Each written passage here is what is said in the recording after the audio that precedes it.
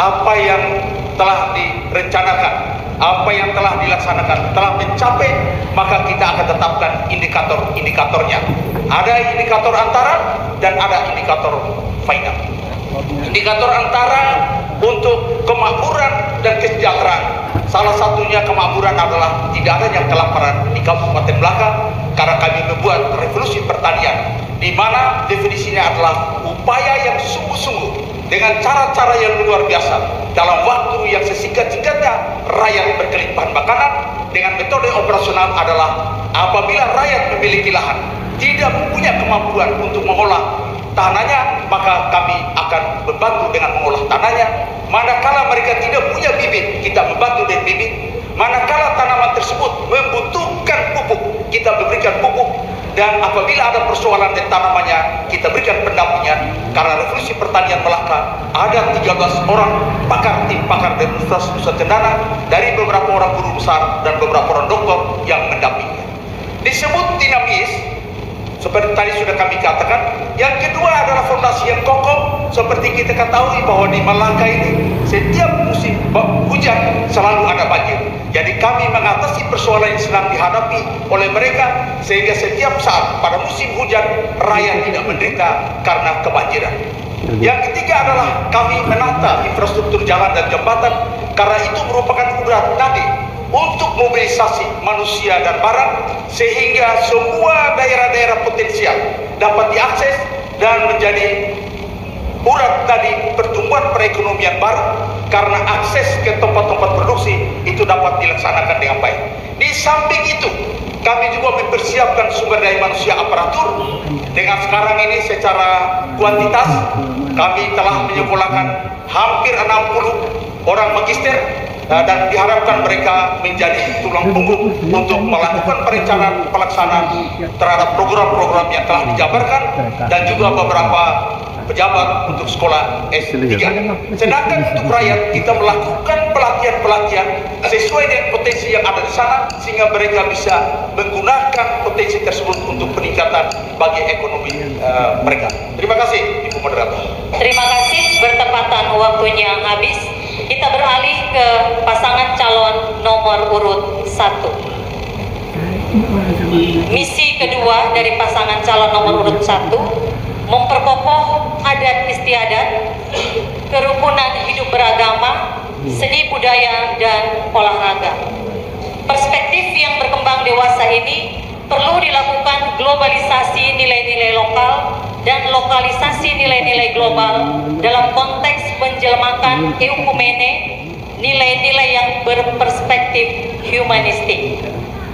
Apakah misi ini, khususnya memperkokoh adat istiadat, tidak berseberangan dengan perspektif yang dianut dewasa ini berkaitan dengan globalisasi nilai-nilai lokal dan lokalisasi nilai-nilai global dalam konteks menjelmakan eukumene, nilai-nilai yang berperspektif humanistik? Silahkan dijawab, waktu dimulai dari sekarang. Terima kasih Ibu Moderator. Salah satu misi kami yang kedua adalah memperkokoh adat istiadat, kerukunan hidup antar umat beragama, seni budaya, dan olahraga. Dalam kaitan dengan globalisasi dan lokalisasi, kegiatan-kegiatan yang harus kita perhatikan adalah, kalau kita melihat Kabupaten Melaka, kabupaten yang berbudaya. Mengapa kami katakan kabupaten berbudaya? Karena sampai dengan hari ini kesatuan masyarakat hukum adat masih diakui sah dan masih diterima oleh warga-warga masyarakat yang ada di Kabupaten Melaka. Untuk itu, terkait dengan globalisasi, justru dalam menghadapi kondisi-kondisi seperti sekarang, adat istiadat juga sangat memainkan peranan penting. Mengapa demikian? Karena ada adat istiadat yang sudah lazim diakui dan diterima sah, yang kita sebut dengan adat sabete seladi haknete haktaek. Ketika kita sinkronkan dengan agama kita, maka semua agama toleran itu sangat tinggi, saling menghargai juga sangat tinggi, saling menghormati juga sangat tinggi. Sehingga budaya-budaya lokal kita berupa adat istiadat sebagai seladi tadi harus diperkokoh menjadi satu landasan yang kuat untuk menjaga ketahanan nasional bangsa, apalagi letak Kabupaten Malaka terletak, kita lihat sebelah timur ada berbatasan dengan Timor Leste, dan laut ada berbatasan dengan Australia. Karena itu kekuatan adat istiadat secara lokal dipertahankan, dan kegiatan-kegiatan yang sifat nasional yang taat dan tunduk kepada cultural right itu harus diperhatikan, atau budaya-budaya, hak-hak kebudayaan ini memang harus kita perhatikan dan kita pertahankan. Karena kita yakin bahwa tidak ada yang hidup sendiri di dunia ini, sehingga mau tidak mau kita harus saling menghormati dan saling menghargai satu sama lain, sehingga budaya-budaya lokal yang menjadi pernyataan-pernyataan dari tokoh-tokoh adat, dari para pemuka-pemuka agama, kita harus pertahankan dan kita harus tetap lestarikan untuk dibina menjadi satu kekuatan untuk menjadi benteng pertahanan bagi warga Kabupaten Malaka, khususnya maupun warga Kabupaten Malaka ketika berhadapan dengan negara-negara asing. Karena kita mempunyai kekhasan di kabupaten kita sendiri, menjadi kebanggaan kepada Kabupaten Malaka sendiri. Karena itu mau tidak mau, suka tidak suka, adat istiadat Subetes Ladi harus dipertahankan, karena ini menjadi kekayaan di wilayah hukum Kabupaten Malaka yang kita cintai, dan inilah hal-hal yang kita lestarikan dan kita budayakan. Sekian, terima kasih Ibu Moderator. Baik, terima kasih. Kita lanjutkan dengan pertanyaan kedua untuk pasangan calon nomor urut 2. Berkaitan dengan pengembangan misi yang pertama, yaitu pengembangan sumber daya manusia, pendidikan dan kesehatan, calon bupati, wakil bupati menawarkan sederetan program atau kegiatan yang antara lain bersentuhan dengan aspek kesehatan. Sekilas terkesan bahwa paket ini memberikan perhatian dan menaruh prihatin terhadap kondisi kesehatan masyarakat di Kabupaten Malaka yang sangat mencemaskan atau mengkhawatirkan. Apakah perhatian dan keprihatinan tersebut menunjukkan fakta kesehatan masyarakat Kabupaten Malaka yang demikian parah dewasa ini, ataukah sekedar mengekspresikan pada publik bahwa calon bupati yang berprofesi sebagai dokter memiliki kepekaan dan kepedulian yang serius terhadap aspek kesehatan masyarakat Malaka?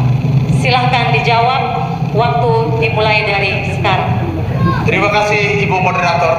Pertanyaan yang sangat luar biasa, dan ini pertanyaan universal, karena berbicara tentang kesehatan adalah kita berbicara tentang investasi dan tentang hak-hak asasi manusia.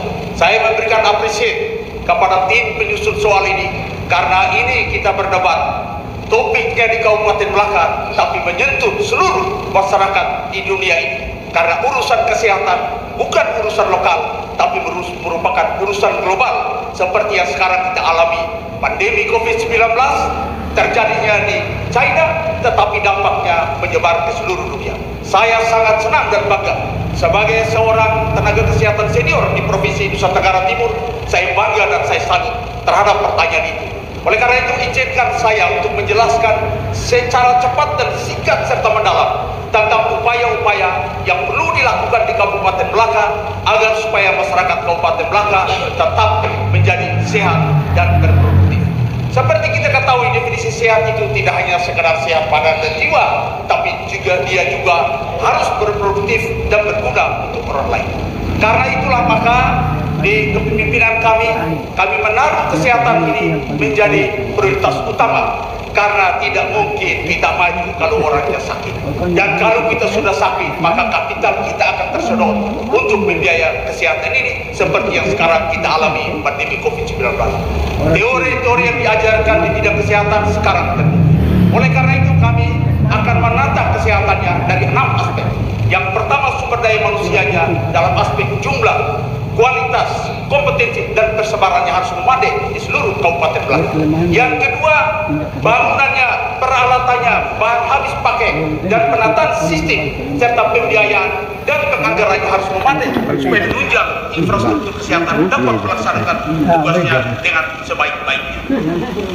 Dan yang berikut adalah bahwa urusan kesehatan itu tidak hanya untuk Kabupaten Melaka, tetapi juga kita harus mendorong kabupaten-kabupaten lain di luar Malaka untuk melakukan hal yang sama, karena urusan kesehatan tidak mengenal sekat-sekat administrasi. Oleh karena itu, pembangunan kesehatan harus mempedomani bahwa itu harus pembangunan kontinental, sehingga ada daerah-daerah yang menjadi sentra-sentra untuk memberikan penguatan kepada daerah-daerah di sekitar. Kami tidak berbicara yang tinggi, tapi kami memberitahukan kepada para pemilih di Kabupaten Melaka, kesehatan untuk 10-15 tahun ke depan lagi kami akan menata menjadi kabupaten terbaik bidang kesehatan, terutama di daerah perbatasan, karena kami sangat paham bagaimana caranya supaya kesehatan baik di daerah kita. Terima kasih. Baik, terima kasih.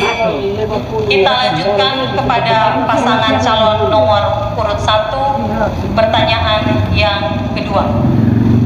Berdasarkan visi yang dirumuskan, yakni terwujudnya masyarakat Malaka yang berbudaya, berkarakter, mandiri, berakhlak, dan berkeadilan yang sejahtera.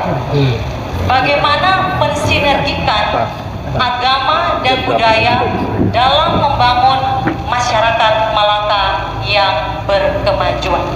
Waktu menjawab dimulai dari sekarang. Terima kasih Ibu Moderator. Senang sekali dengan pertanyaan Ibu, karena sinergitas antara visi misi kata terkait dengan kata yang lain. Ketika kita berbicara kebudayaan, maka di dalam kebudayaan tentu kalau kita cermati program Pak Presiden kita, Presiden Joko Widodo, ada satu kegiatan, ada satu program yang kita sebut dengan program reformasi mental. Bagaimana supaya mental kita harus mengacu kepada dasar-dasar keyakinan kita menurut agama dan kepercayaan kita, dan bagaimana dengan mental yang baik, dengan integritas moral yang baik, bisa dapat berkomitmen untuk membangun Malaka yang adil, yang sejahtera, yang lahir dan batin.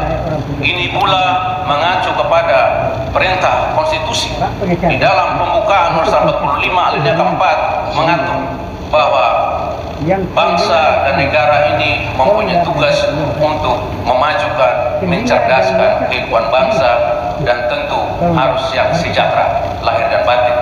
Karena itu sinergitas antara kebudayaan, kemudian punya karakter untuk saling melayani, untuk saling membantu, punya komitmen yang tinggi untuk membangun daerah Kabupaten Malaka, harus berkeadilan, harus ada pemerataan di wilayah Kabupaten Malaka, terutama pembangunan fisik maupun pembangunan non fisik tidak boleh dibeda-bedakan, tidak boleh diskriminatif, karena kita semua bersaudara, sama-sama memiliki hak, kewajiban, tanggung jawab terhadap kabupaten yang kita cintai, sehingga keadilan untuk mensejahterakan Kabupaten Malaka menjadi tugas kita bersama, menjadi tugas bersama, karena itu adalah tugas daripada seorang pemimpin daerah. Sehingga ketika kami dipercaya oleh masyarakat Kabupaten Malaka untuk pilih nomor 1 menjadi bupati dan wakil bupati, maka kami akan bersikap adil, arif, bijaksana dalam membangun tanpa diskriminasi, tanpa membeda-bedakan siapapun dia, karena kita adalah sama, satu dan bersaudara, sehingga tidak boleh ada yang tertawa sendiri, tidak boleh ada yang menangis sendiri, tapi kita sama-sama harus sama-sama menikmati pembangunan atau kue pembangunan yang ada di Kabupaten Malaka dengan arif, bijaksana untuk kesejahteraan bersama bagi warga masyarakat Kabupaten Malaka, karena kita sadari bahwa Kabupaten Malaka harus terwujud sejahtera lahir dan batin. Sekian, terima kasih Ibu Moderator. Terima kasih banyak.